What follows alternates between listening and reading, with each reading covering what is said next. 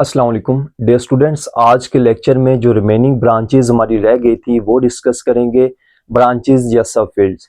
और इसके बाद हम बायोलॉजी का जो दूसरी साइंस से रिलेशनशिप है वो भी हम डिस्कस कर रहे होंगे। तो सबसे पहले हम ब्रांचेज स्टार्ट कर लेते हैं। हमारे पास है marine biology.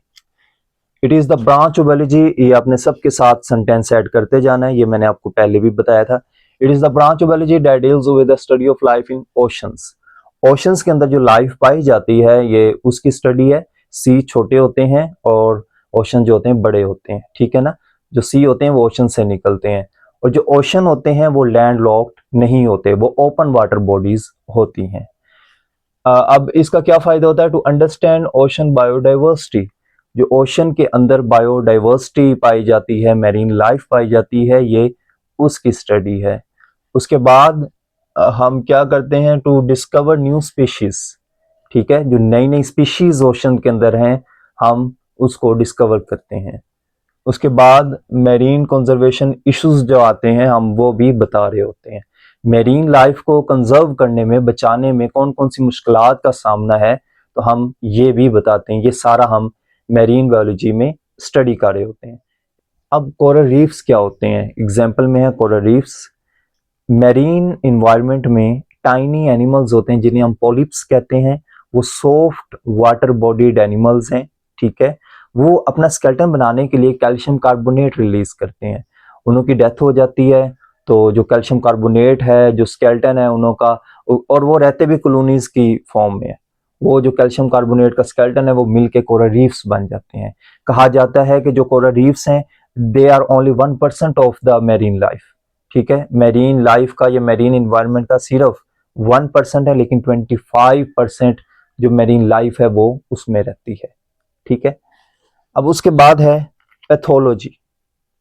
It is a study of disease. ये डिजीज की स्टडी है, जो डिसऑर्डर्स आ जाते हैं उनकी कॉजेज, उनके इफेक्ट्स। डिजीज के कॉजेज क्या हैं, वो किस वजह से हो रही है और उसके क्या क्या इफेक्ट हो सकता है आपकी बॉडी पे, ये हम पैथोलॉजी में स्टडी कर रहे होते हैं। इट हेल्प्स इन, इसका क्या फ़ायदा होता है? एक तो डिजीज़ की डायग्नोज करने में हेल्प मिल रही होती है। डिजीज़ कोई भी बीमारी है उसकी शनाख्त सबसे ज़्यादा ज़रूरी है। उसके बाद उसकी प्रिवेंशन, उससे कैसे बचा जा सकता है। और number 3 very important, that is the treatment. अब उस डिजीज़ का ट्रीटमेंट क्या है, कौन सी मेडिसिन देनी चाहिए। अब इसमें एग्जाम्पल में उसने बताया कि पैथोलॉजिस्ट ने हमें बताया कि अनकंट्रोल्ड सेल डिवीजन, जब सेल डिवीजन हर लम्हे सेल डिवीजन हो रही होती है, माइटोसिस मियोसिस हम डिस्कस करेंगे, तो अगर सेल डिवीजन अनकंट्रोल्ड हो जाए तो कैंसर हो जाता है, ठीक है। How uncontrolled cell division cause cancer, तो पैथोलॉजिस्ट जो होते हैं वो स्टडी करते हैं और वो हमें बताते हैं। ये स्टूडेंट्स, इसके बाद नेक्स्ट जो ब्रांच हम डिस्कस करने जा रहे हैं दैट इज इम्यूनोलॉजी, ठीक है। It deals with the study of components of immune system. Immune system जो है उसके कौन कौन से कंपोनेंट्स हैं, कौन कौन से हिस्से हैं। इम्यून सिस्टम होता है आपका कुव्वत मुदाफ़त, ठीक है ना, जो आपको डिजीज के अगेंस्ट आपकी इम्यूनिटी है उसको हम इम्यून सिस्टम कहते हैं। जैसा कि और उनका क्या है रोल अगेंस्ट डिजीज, डिजीज के अगेंस्ट उनका क्या क्या रोल है वो हम डिस्कस करते हैं। इसके बाद है क्या फ़ायदा हुआ है? डेवलप वैक्सीन्स, हमने वैक्सीन्स बना ली हैं जो कि लॉन्ग लास्टिंग आपका सोल्यूशन है अगेंस्ट अ डिजीज। उसके बाद ट्रीट ऑटो इम्यून डिसऑर्डर्स। ऐसे डिसऑर्डर्स, ऑटो इम्यून डिसऑर्डर्स उन्हें कहते हैं कि जब अपने ही इम्यून सिस्टम के सेल्स अपने नॉर्मल हेल्दी सेल्स को डिस्ट्रॉय करना शुरू कर देते हैं। अपना इम्यून सिस्टम अपने ही हेल्दी सेल्स को डिस्ट्रॉय करना शुरू कर देता है, तो ऐसे डिसऑर्डर्स को ऑटो इम्यून डिसऑर्डर्स कहते हैं। अब वो भी हम ट्रीट कर रहे होते हैं और जो इन्फेक्शंस के अगेंस्ट इम्यून रिस्पॉन्स है उसको तेज़ करते हैं। मेडिसिन इम्यून रिस्पॉन्स को तेज़ कर देती हैं। तो ये सारा हम इम्यून सिस्टम में, इम्यूनोलॉजी में डिस्कस करते हैं। अब इसके बाद है फार्माकोलॉजी। नाम से पता चल गया pharmacy. It is the branch biology that deals with the study of drugs. ये ड्रग्स की स्टडी है और उसके क्या क्या इफेक्ट्स हैं वो हम डिस्कस कर रहे होते हैं। इसके बाद इसका क्या फ़ायदा हुआ है कि फार्मासिस्ट ने नई नई ड्रग्स डिस्कवर कर ली हैं, एंटीबायोटिक्स डिस्कवर कर ली हैं। एंटीबायोटिक्स क्या होती हैं? ऐसी ड्रग्स हैं that are used to kill bacteria. ठीक है, बैक्टीरिया से बचने के लिए, बैक्टीरियल इन्फेक्शन से बचने के लिए एंटीबायोटिक्स जो हैं वो यूज़ करनी पड़ती हैं। तो ये हम इसमें फार्माकोलॉजी में स्टडी कर रहे होते हैं। अब डियर स्टूडेंट, इसके बाद है बायोलॉजी का दूसरी साइंस से क्या रिलेशन है और जिसकी वजह से स्टडी बहुत ज़्यादा आसान हो जाती है। इसमें सबसे पहले है बायोकेमिस्ट्री। ठीक है, तो ये हम स्टडी करते हैं बायोकेमिस्ट्री। ह्यूमन के अंदर या लिविंग ऑर्गेनिज्म के अंदर केमिस्ट्री, केमिकल रिएक्शंस, नाम से ही पता चल रहा है। तो study of structure and reactions. ठीक है, जो रिएक्शंस हैं या स्ट्रक्चर्स हैं केमिकल सब्सटेंसेस के, किसके अंदर? लिविंग ऑर्गेनिजम्स के अंदर। ठीक है, ये पूरा चैप्टर हम बायोलॉजी का डिस्कस करते हैं ग्रेड 11 बायोलॉजी में। उसके बाद जैसा कि फोटोसिंथेसिस और रिस्पिरेशन जो है उसके रिएक्शंस, फोटोसिंथेसिस हो रही होती है प्लांट्स के अंदर और रिस्पिरेशन जो हो रही होती है मेन जो है एनिमल्स के अंदर हो रही होती है। और इसके बाद इसका भी पूरा चैप्टर ग्रेड 1 बायोलॉजी में हम डिस्कस कर रहे होंगे बायो एनर्जेटिक्स के नाम पे, उसमें डिटेल स्टडी है। उसके बाद है bio physics, how biology is related with physics. तो अब इसमें हम देखते हैं it deals with the principle of physics. Physics के प्रिंसिपल्स, असूल जो लागू होते हैं बायो प्रोसेसेस में। ठीक है, जो ह्यूमन के अंदर प्रोसेसेस हो रहे हैं, लिविंग ऑर्गेनिज्म के अंदर जो प्रोसेसेस हो रहे हैं, जो उस पे प्रिंसिपल्स लागू होते हैं बायोफिजिक्स में, हम वो स्टडी करते हैं। जैसा कि rules of lever and motion. अब लीवर एक शीशा जो कि झूला सा होता था। ठीक है, this is called lever. Rules of lever and motion, और इससे क्या फायदा होता है? Function of muscles, joints, bones, muscles हैं, जॉइंट्स हैं, बोन्स हैं, उन खास एंगल पे उनकी मूवमेंट होती है, तो वो हम इसमें स्टडी कर रहे होते हैं। नेक्स्ट डिस्कस करेंगे कंप्यूटेशनल बायोलॉजी।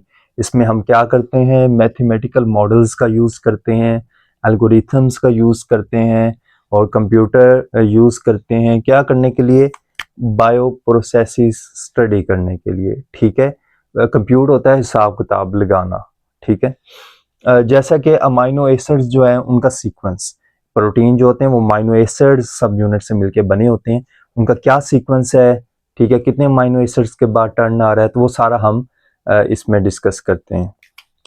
इसके बाद है हमारे पास बायो जियोग्राफी। नाम से जाहिर है कि ऑर्गेनिजम्स जियो के लिहाज से कहाँ कहाँ पाए जाते हैं। ठीक है, distribution of living organisms in different geographical regions of the world. दुनिया के मुख्तलिफ जियोग्राफिकल रीजन्स में ऑर्गेनिजम्स पाए जाते हैं, डिस्ट्रीब्यूशन है, ये सारा हम बायो जियोग्राफी में स्टडी करते हैं। एक जगह का क्लाइमेट और होता है, दूसरी जगह का और होता है, तो ऑर्गेनिजम्स भी उस लिहाज से डिस्ट्रीब्यूट होते हैं। ठीक है, जैसे कि इन्फ्लुएंस ऑफ क्लाइमेट इसमें बड़ा मेन फैक्टर है।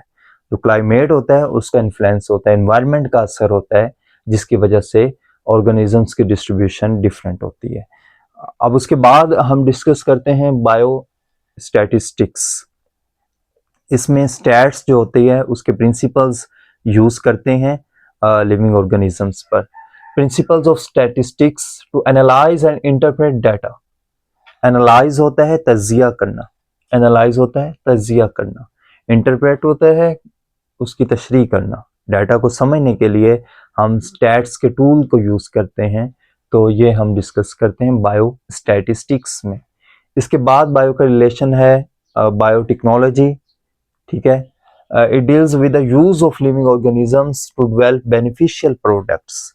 लिविंग ऑर्गेनिजम्स का यूज करना है और फायदेमंद चीजें बनाने के लिए। ठीक है, अब जैसा कि इसका यूज कहाँ हो रहा है? हेल्थ केयर डिपार्टमेंट्स में यूज हो रहा है, एग्रीकल्चर में यूज हो रहा है और इन्वायरमेंट में यूज हो रहा है। ठीक है, जैसे कि हम बैक्टीरिया का यूज कर रहे हैं for the production of insulin. ठीक है, डायबिटीज के जो पेशेंट्स होते हैं उन लोगों के लिए इंसुलिन जरूरी होती है, तो हम बैक्टीरिया से हासिल करें, उनका रिप्रोडक्शन रेट बहुत ज्यादा है। अब इसके बाद बायो इकोनॉमिक्स। इकोनॉमिक्स होता है, इकोनॉमिक्स के पॉइंट ऑफ व्यू से हम डिस्कस करते हैं आया कि इस चीज में हमारा प्रॉफिट कितना है, लॉस कितना है, ये भी बायोलॉजी में बहुत ज्यादा जरूरी है। कोई प्रोडक्ट आप तैयार कर रहे हैं तो उसमें आखिर प्रॉफिट कितना है।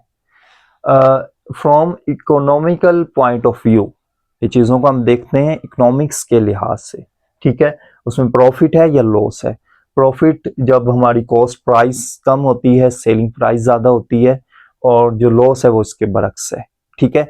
जैसे कि क्रॉप्स की न्यू वैरायटी हमने कौन सी लगानी है, हम बायो इकोनॉमिक्स को स्टडी कर रहे होते हैं। अब फिश की प्रोडक्शन हम कर रहे हैं तो उसमें भी हम बायो इकोनॉमिक्स को स्टडी करेंगे। तो डे स्टूडेंट्स, इसके साथ ही हमारा बायोलॉजी के ब्रांचेस और बायोलॉजी का जो दूसरी फील्ड्स के साथ साइंस के साथ रिलेशन है वो कंप्लीट हो गया। So thanks for watching.